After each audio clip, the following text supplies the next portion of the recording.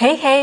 V tem videu ti pokažem, kako lahko v Canvi z samo nekaj kliki, ko imaš enkrat to predlogo, spremeniš barve oziroma spremeniš tudi fonte.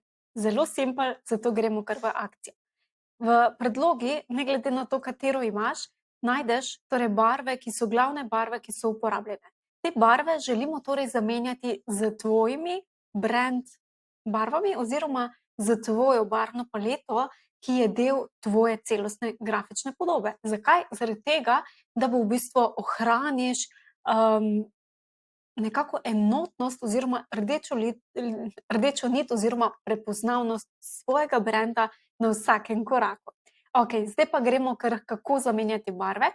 Najlažje je, če tukaj tele barve enostavno zamenjaš tako, da klikneš na posamezni okvirček, prikaže se ti torej barva, ki je tukaj zgoraj namenjena, kliknemo in potem s tem klikom plusek zamenjaš za barvo, ki jo pač želiš, katera je v bistvu tvoja brand color. Jaz ti priporočam, da je to v bistvu barva, ki nekako, da je to torej barva, ki je točno tvoj brand in ne podoben odtenek. Torej, če napišeš hex, torej tole kodo za svojo barvo, dobiš torej točno tisto, ki je tvoja v tvoji barvni paleti. In potem se ti spodaj prikaže možnost, da zamenjaš vse te barve za tvojo novo.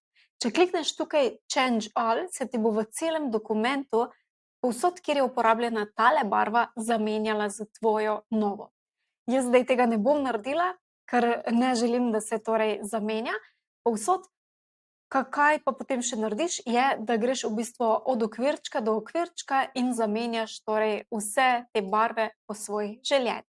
Enako oziroma zelo podobno lahko narediš tudi za menjavo fontov. Klikneš na en naslov, kjer ga želiš zamenjati, zbere se ti torej font oziroma pisava, tukaj potem zbereš svojo pisavo, ki jo želiš uporabiti in podobno se ti bo pojavilo Change All. In potem se ti bodo v bistvu vsi fonti zamenjali z tem tvojim oziroma s tem, ki je v sklopu tvojega CGP, celostne grafične podobe.